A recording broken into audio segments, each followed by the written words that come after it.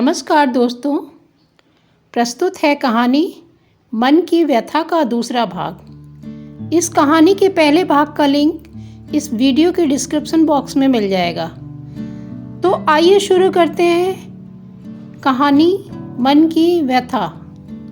Hospital से घर लौटने के बाद कविता मुंह हाथ धोकर अपने पति के लिए खाना लगाने रसोई में चली जाती है। घर में सब कुछ सामान्य लग रहा था। घर के किसी सदस्य ने भी उन दोनों के बारे में जानने की कोई रुचि नहीं दिखाई। कविता खाना लेकर कमरे में आ गई। शाम हो गई थी। सब शाम की चाय का इंतजार कर रहे थे। कविता चाय लेकर पहुंची, तब भी किसी ने कोई प्रतिक्रिया नहीं दिखाई। पारुल ने तो जैसे हमेशा के लिए अपने हाथों में मेहंदी लगा रखी हो। उसे किसी काम से कोई मतलब नहीं होता। और तो और अपनी बहन कविता पर भी हुक्म चलाती। कविता कुछ गुमसुम सी रहने लगी थी। इतने लोगों के साथ होते हुए भी पता नहीं क्यों अपने आप को अकेला महसूस करती।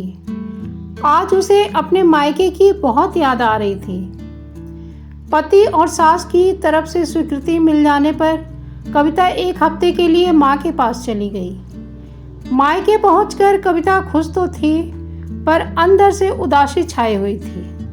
उसका दिल कर रहा था माँ के गोद में सर रखकर खूब रोए, पर ऐसा उसने नहीं किया।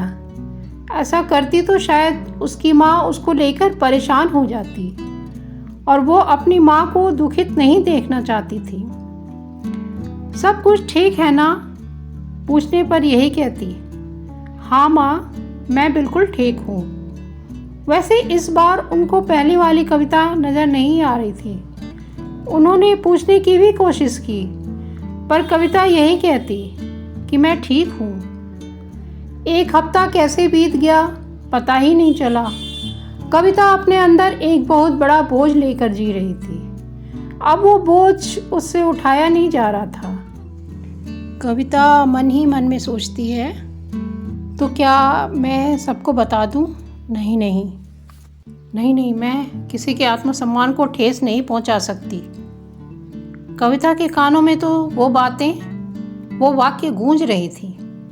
वो बातें कानों के इर्द गिर्द ही घूम रहे थे। समय बीतते देर नहीं लगती।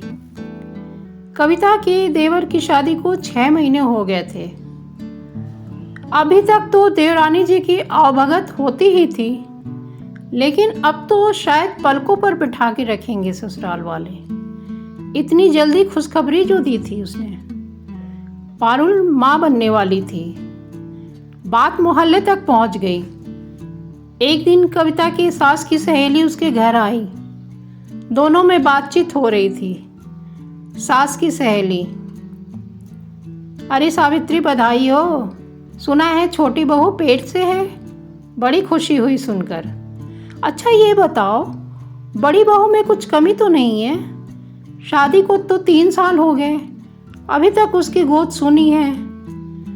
साथ ही साथ सास की सहेली ने गर्भ धारण करने के कई टोटके भी बताए। सावित्री जी, कविता की सास, ने अपनी सहेली द्वारा बताए गए टोटके को कविता के ऊपर आजमाना शुरू कर दिया। कविता भी आखिर अपनी सास की बातों को कैसे टालती? अगर वो चाहती भी तो उसकी हिम्मत नहीं होती। जब भी उन्हें कोई किसी बाबा, पंडित या ज्योतिष के बारे में बताता, वो कविता को जरूर ले जाती। मोहल्ले की औरतें कोई ना कोई टोटके बताती ही रहती। कविता तो बस अंदर ही अंदर रोए जा रही थी। अपनी नसीब को कोसती, फिर भी घर के कामों में लग जाती। करती भी क्या? कौन था यहाँ उसकी सुनने वाला? जब भी उसके मम्मी पापा का फ़ोन आता, सब कुछ ठीक है कहकर फ़ोन रख देती। उधर पारुल की माँ बनने की खबर सुनकर कविता की माँ खुश तो हुई, पर कविता को लेकर थोड़ी चिंतित थी। आज कविता के पति अपने मम्मी पापा के साथ ही चाय पीने के लिए उनके कमरे में बैठे शाम की चाय का इंतज़ार कर रहे थे। कविता पकौड़े बनाने के बाद सबके लिए चाय नाश्ता लेकर कमरे में जाती है।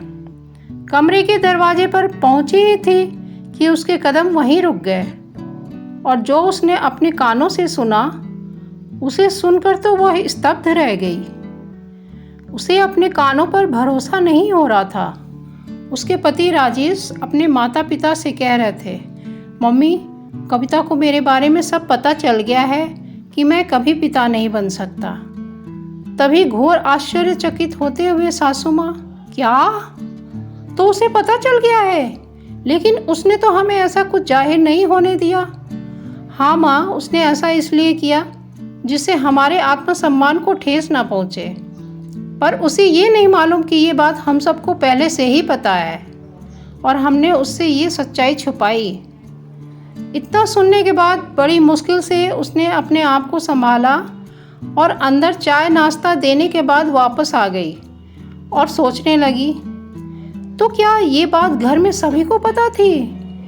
मेरे घर वालों से ये सच्चाई छुपाई गई और ये नाटक, तरह तरह के टोटके, गर्भधारण के उपाय, ये सब क्यों? सिर्फ इसलिए कि वो ये दिखाना चाहते कि कमी उनके बेटे में नहीं, मुझ में है। और मैं पति की आत्मसम्मान की रक्षा की खातिर मन में दुख का बोझ ढोती रही। अपने कमरे में आकर दरवाज़ा बंद करके जी भर के रोती रही। आज उसके मन की व्यथा खुद ब खुद आंसुओं में बहे जा रहे थे। सच्चाई आखिर सामने आ ही गई।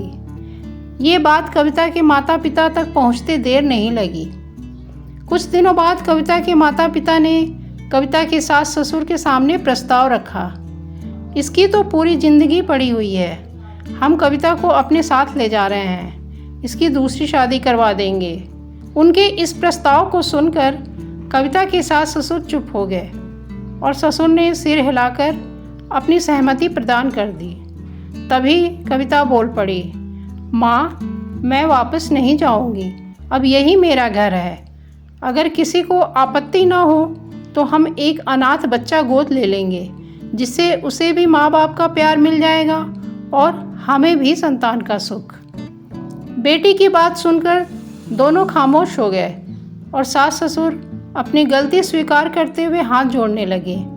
तभी कविता ने कहा, इसमें किसी का कोई दोष नहीं है, भगवान के हर फैसले को हमें सहर्ष स्वीकार करना चाहिए।